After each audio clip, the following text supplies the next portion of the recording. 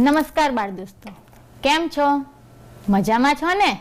હા, અત્યારે આપ કોરોના મહામારીને કારણે ઘરે રહીને ભણી રહ્યા છો, એ ખૂબ આનંદની વાત છે. નમસ્કાર વાલી મિત્રો, આપ પણ મજામાં હશો. આપ પણ આપના બાળકના શિક્ષણ માટે સતત ચિંતિત હશો અને તમારા બાળકને સાથે રહી અને તમારું બાળક સરસ રીતે વાંચન, લેખન અને ગણન કરી શકે તે માટે આપ પણ પ્રયત્નશીલ જ છો. એ પણ આપને ધન્યવાદ.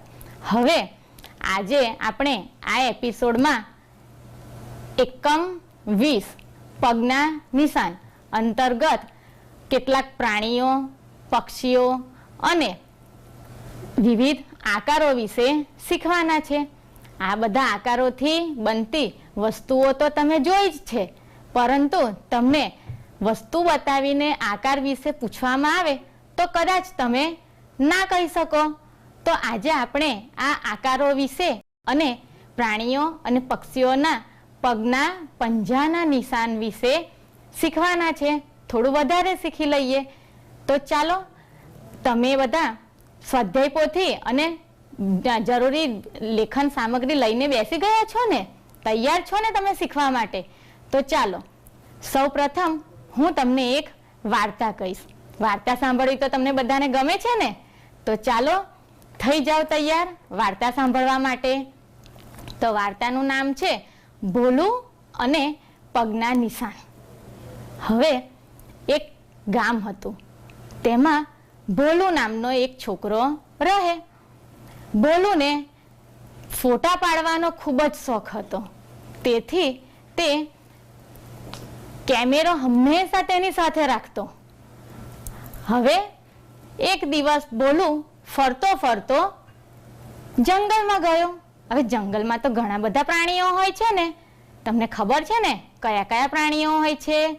હા, વાઘ, સિંહ, હાથી, હરણ, સસલું જેવા ઘણા બધા પ્રાણીઓ હોય છે. તો ભોલું જંગલમાં ગયો. હાથી છે, બધા પ્રાણીઓ છે, એ બધા પ્રાણીઓના બચ્ચા રસ્તામાં, કાદવ કીચડવાળો રસ્તો હતો તો રસ્તામાં રમતા હતા. પરંતુ ભોલુને આવતો જોઈ હાથીએ બૂમ પાડી, ભાગો ભાગો, ભોલું આવી રહ્યો છે, તમે બધા પોતપોતાના ઘરે જતા રહો.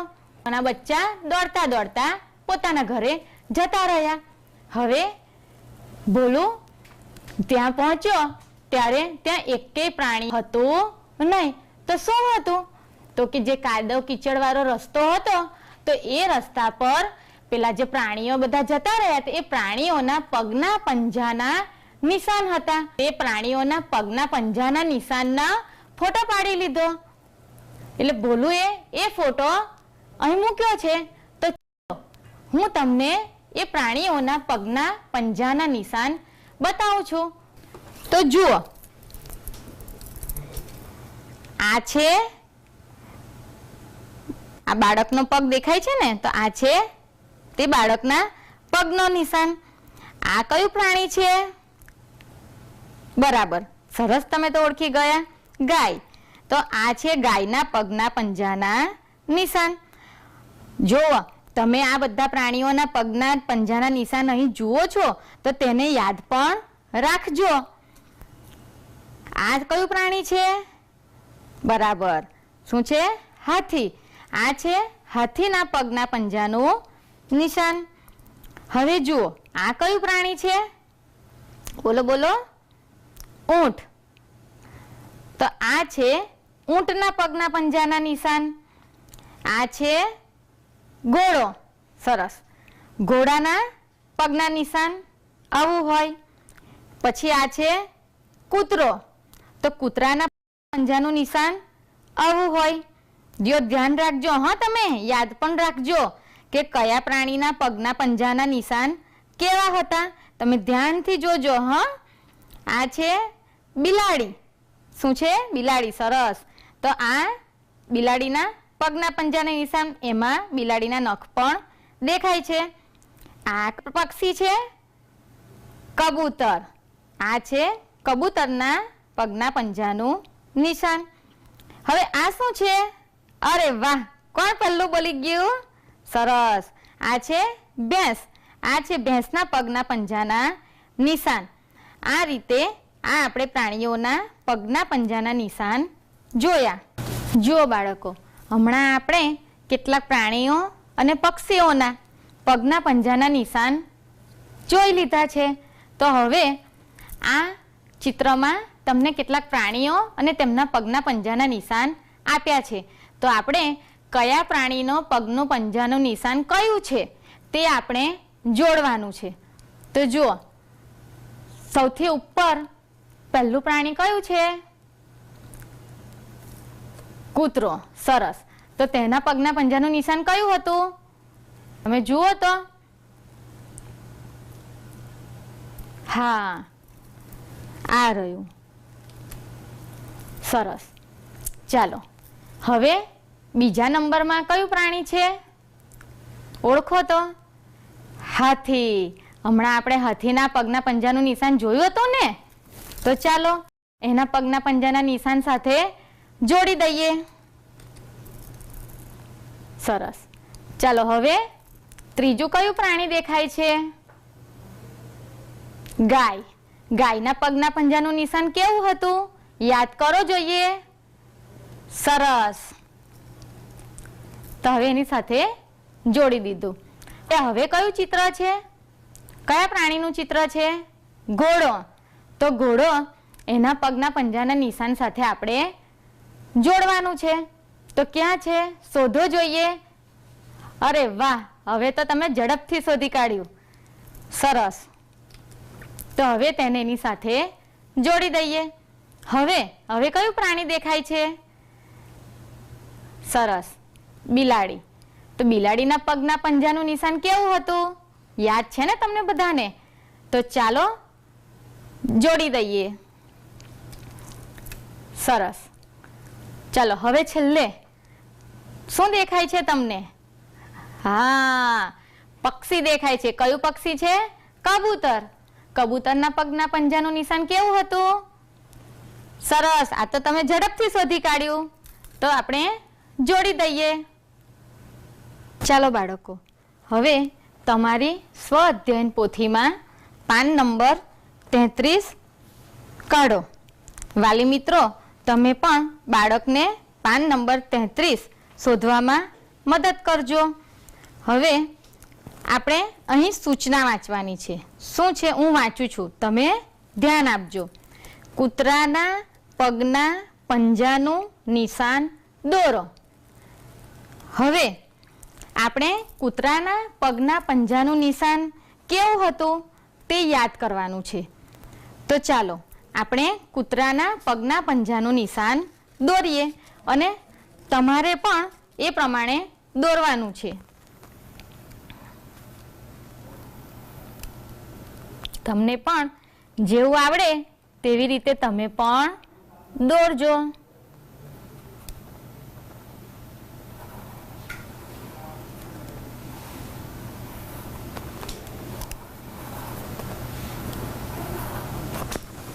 જુઓ, આપણે કૂતરાના પગના પંજાનું નિશાન દોરી દીધું છે. હવે તમે પણ આવી રીતે જોઈને દોરી દો.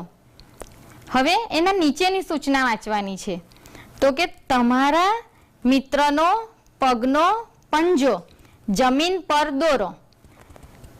પછી તેને તમારા પગના પંજા સાથે સરખાવો. તે નાનો છે કે મોટો તે નક્કી કરી સાચું કરો. હવે આ તમારે પ્રવૃત્તિ કરવાની છે કે તમારે નીચે જમીન પર તમારા પગનો પંજો આમ કરીને છાપ કરીને દોરવાનો છે. તો આ રીતની તમારા પંજાની છાપ દેખાશે અને તેની બાજુમાં જ તમારા મિત્રના પગનો પંજો પણ દોરવાનો છે. અને પછી તમારે એ નક્કી કરવાનું છે કે તમારા મિત્રનો પગનો પંજો મોટો છે કે તમારો પંજો મોટો છે, કોનો પંજો નાનો છે અને કોનો પંજો મોટો છે તે તમારે નક્કી કરવાનું છે. તો હવે તમે નક્કી કરો કે તમારા પગનો પંજો મોટો છે કે તમારા મિત્રના પગનો પંજો. તો અહીં જુઓ, તમારા મિત્રનો પગનો પંજો. તો મિત્રનો પગનો પંજો નાનો છે કે મોટો છે? તો આ રહ્યો મિત્રના પગનો પંજો. તો આ નાનો છે કે મોટો છે? બોલો જોઈએ. સરસ. કેવો છે? નાનો છે. તો આપણે અહીંયા જ્યાં નાનો લખ્યું છે તે ખાનામાં સાચું કરીશું. એ જ રીતે અહીં તમારા પગનો પંજો. તો તમારા પગનો પંજો નાનો છે કે મોટો છે? જો તમારા મિત્રના પગનો પંજો નાનો હતો તો તમારા પગનો પંજો કેવો છે? આ રહ્યો મોટો. તો આપણે આમાં સાચું કરીશું. ચાલો બાળકો, હવે તમારી સ્વ અધ્યયન પોથીમાં પાન નંબર 34 ખોલો. તેમાં આપણે લખ્યું છે રેખાંકન કરો. રોનક એક પાંદડાની કિનારી પર રેખાંકન કરે છે. તમે પણ પાંદડા, કાંકરા, લાકડી, બંગડી, ચાંદલો જેવી વસ્તુઓ એકઠી કરો. આ વસ્તુઓને અહીં રેખાંકિત કરો. હવે આપણે આ બધી વસ્તુઓને રેખાંકિત કરવાની છે. તમને પણ આમાંથી જે બધી વસ્તુઓ મળે અથવા તમને પણ જે કોઈ પણ વસ્તુઓ મળે તો તેને અહીં મૂકી અને હું કરું છું એવી રીતે તમારે રેખાંકિત કરવાનું છે. જુઓ, આ છે બંગડી. હું બંગડીની અહીં આવી રીતે આ રીતે રેખાંકિત કરીએ છીએ. તો જુઓ કેવી સરસ ડિઝાઇન બને છે ને. હવે આ છે પાન. તો આપણે પાનને પણ આવી રીતે રેખાંકિત કરીએ. તમને પાન મળે, ફૂલ મળે, કોઈ પણ આકારની નાની વસ્તુઓ જે મળે તેને આવી રીતે શાંતિથી સરસ રેખાંકિત કરવાનું છે.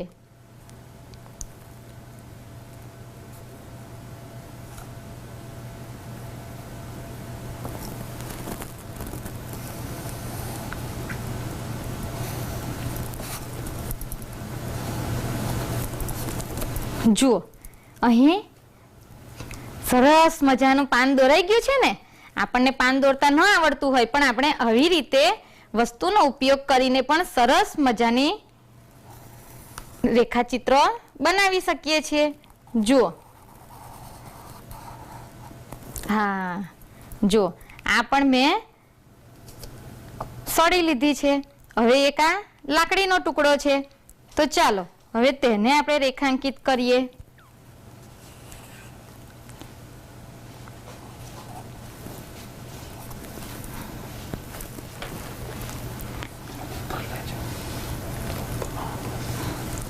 હવે જુઓ, આ મેં બટન લીધું છે.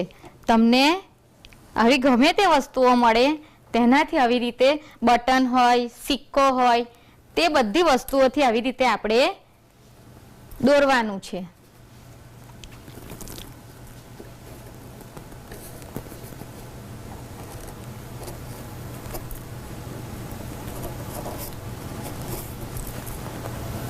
જો આપણે પાંદડા, કાંકરા, લાકડી, બંગડી, ચાંદલો જેવી વસ્તુઓથી રેખાંકિત કરી દીધું છે. તમે પણ આવી રીતે તમારી સ્વ અધ્યયન પોથીમાં રેખાંકિત કરી દેજો. ચાલો બાળકો, હવે તમારી સ્વ અધ્યયન પોથીમાં 35 નંબરનું પાન નંબર ખોલો. તેમાં જુઓ, અહીં શું લખ્યું છે? ચિત્ર જુઓ. રૂહીએ વાડકીની ધારને બે જુદી જુદી રીતે રેખાંકિત કરી છે.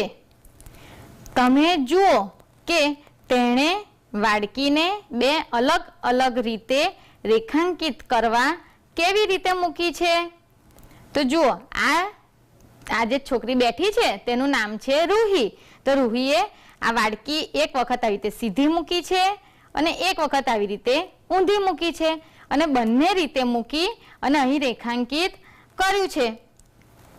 તો આપણે પણ વાડકીથી આવી રીતે રેખાંકિત કરીએ. રૂહીએ લીધેલ વાડકી જેવી વસ્તુઓ લો, તેને અલગ અલગ રીતે મૂકી તેની આકૃતિ અહીં દોરો. તો ચાલો આપણે આ વાડકી લીધી છે. વાડકીને એક વખત આપણે સીધી મૂકી અને તેને આપણે રેખાંકિત કરીએ. તમારા ઘરે પણ આવી વાડકી હશે તો તેનાથી તમારે રેખાંકિત આવી રીતે મૂકીને શાંતિથી ધીમે ધીમે દોરવાનું છે. હવે હું આમ મૂકીને દોરું છું.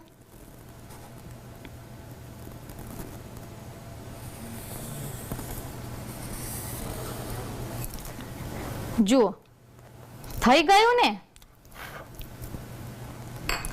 હવે બીજી વસ્તુથી પણ આપણે રેખાંકિત કરી જોઈએ. જુઓ, મેં આ ટોપલી લીધી છે તો એને પહેલા આવી રીતે છતી મૂકીને રેખાંકિત કરી જોઈએ.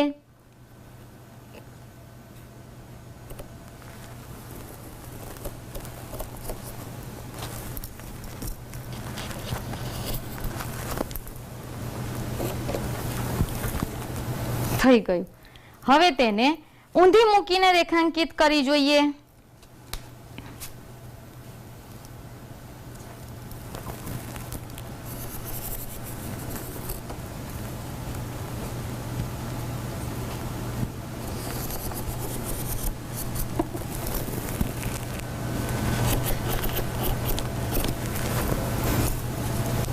જુઓ, વસ્તુને આપણે જુદી જુદી મૂકીએ તો આવી રીતે નાની મોટી અને જુદા જુદા આકારની આકૃતિ દોરી શકાય છે.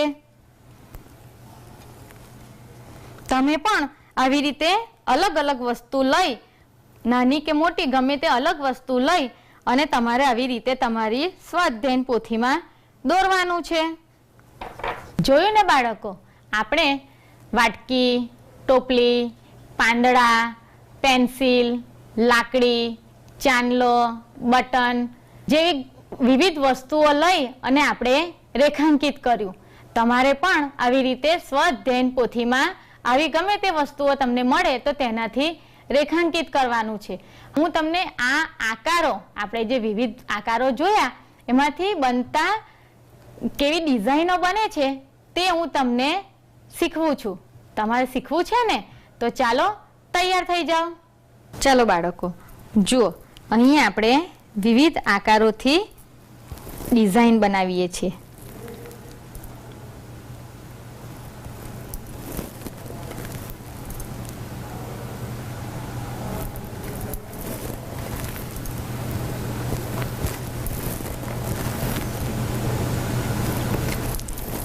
શું બને છે તે તમે પછી કહેજો.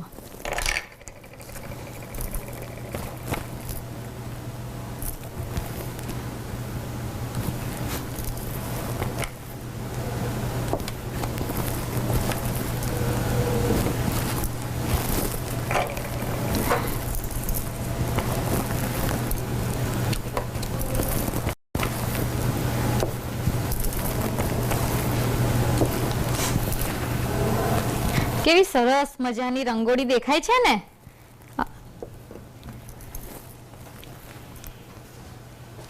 તમે ગમે તે આકાર ગમે તેમ મૂકી અને એક સરસ મજાની આકૃતિ બનાવી શકો છો. એની ડિઝાઇન પણ આવી રીતે સરસ દેખાય. જુઓ,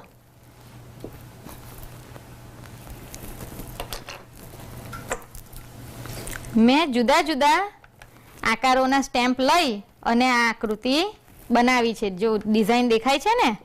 હા. આ કયા આકારથી દોરું છું? હા, ચોરસ છે. કયો આકાર છે? ચોરસ. હા, અર્ધગોળ આકારના સ્ટેમ્પથી છાપ પાડી. પછી આ છે ચોરસનો સ્ટેમ્પ, આ છે ગોળ આકારનો સ્ટેમ્પ અને આ છે ત્રિકોણનો. અને આ તો તારા જેવું દેખાય છે ને, તેનાથી આપણે એક આ સરસ મજાની રંગોળી બનાવી. તમારે પણ તમારી પાસે જે નોટ છે તેમાં તમારે આવી રીતે વિવિધ આકારોનો ઉપયોગ કરીને આવી જુદી જુદી રંગોળી બનાવવાની છે. જોયું ને બાળકો, આપણે વિવિધ આકારોનો ઉપયોગ કરીને કેવી સરસ મજાની રંગોળી બનાવી છે. હવે તમે પણ આવી રીતે તમારે વિવિધ આકારનો ઉપયોગ કરીને પેન્સિલથી દોરીને પણ તમે વિવિધ પ્રકારની રંગોળી ડિઝાઇનો તે તમે બનાવી શકો છો. હવે હું તમને આવા જ વિવિધ આકારનો ઉપયોગ કરીને વસ્તુઓ બનાવતા શીખવું છું, તે તમે ધ્યાનથી જોજો. ચાલો, આ આકાર તમે જોયો છે ને, આ આકાર કયો છે? લંબઘન છે. એને આપણે લંબચોરસ કહીએ છીએ. તો લંબચોરસમાં સામસામેની બાજુઓ સરખી હોય છે. જો આની સામેની બાજુ આ છે તો એ બેનું માપ સરખું હોય છે. આ બાજુ ને આ બાજુ, આ બંને બાજુઓ સરખી હોય છે. હવે આ કયો આકાર છે? ચોરસ. કયો આકાર છે? ચોરસ. ચોરસને તો તમે ઓળખો જ છો, પણ ચોરસને બધી જ બાજુઓ, આ બધી જ બાજુઓ સરખી હોય છે, તેથી તેને સમઘન પણ કહેવાય છે. હવે આ છે નળાકાર. અને શું કહેવાય? નળાકાર. નળાકારની બંને બાજુઓ ગોળ હોય છે અને તેની આ સપાટી પણ ગોળાકાર હોય છે. હવે આ જુઓ, આ છે ગોળ. અને આ કયો આકાર છે? જો આ ઊંચું દેખાય છે ને, હા, આને શું કહેવાય? શંકુ આકાર. શંકુ આકાર એને અહીંયા આપણે એમ આ રીતે દોરીએ તો એ ત્રિકોણ આકાર બને છે, પણ આવી રીતે આને શંકુ કહેવાય. તો ચાલો આપણે આ વિવિધ આકારોનો ઉપયોગ કરીને હું તમને વસ્તુ બનાવતા શીખવાડું છે. પછી તમારે એ વસ્તુનું નામ કહેવાનું છે. તો ચાલો આપણે બનાવીએ. ચાલો, પહેલા મેં આ લંબચોરસ આકાર લીધો છે. એની ઉપર હા મૂકું છું. હા, હવે તો તમે ઓળખી જાઓ છો એમ ને? હવે તો ખબર પડવા લાગી હશે કે બેન શું બનાવે છે.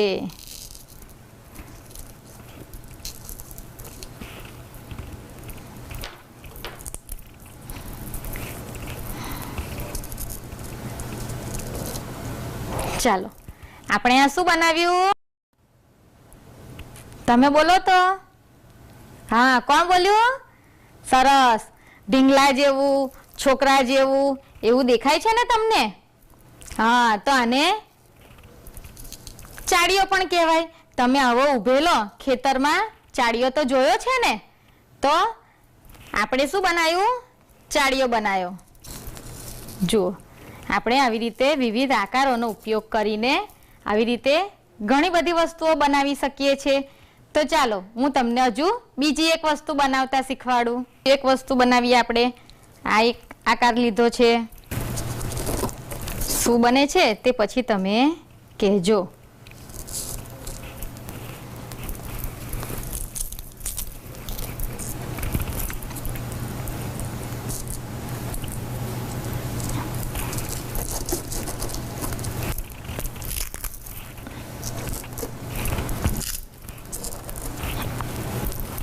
જો બાળકો, શું દેખાય છે તમને? સરસ. ઓળખો જોઈએ. ખટારા જેવું દેખાય છે ને? હા, તો આપણે આ શું બનાવ્યું? ખટારો.